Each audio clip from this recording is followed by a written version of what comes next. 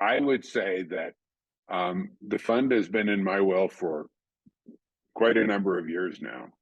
Um, and I would encourage every deacon in the church, regardless of whether you have a little or a lot, that you put the fund in your will.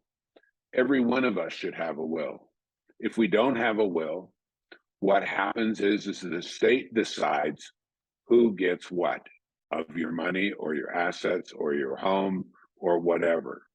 And we don't want to leave things for the state to decide who gets things.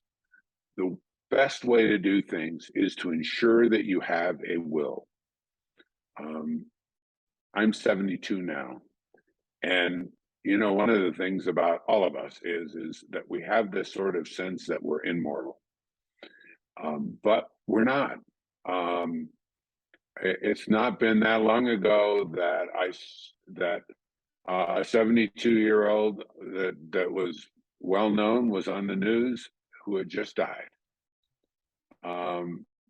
It was only last week that my brother-in-law had an accident that could have killed him. It didn't, fortunately, and he'll have a long recovery, but you know, we don't know what day it is that we will pass through, and we need to be prepared for that.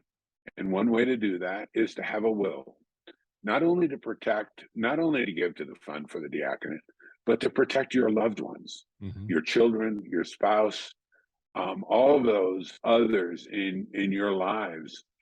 If you don't have a will, they are not protected. They will have to fight for what is theirs with the state. I would encourage everyone to do it. And if you can't afford an attorney, you can still, there are places in most states where you can look online and you can find out how to create even a will on your own.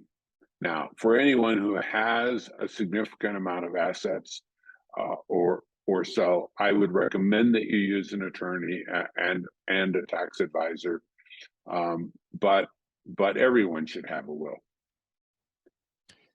You know, Part of the last things that we ought to pay attention to.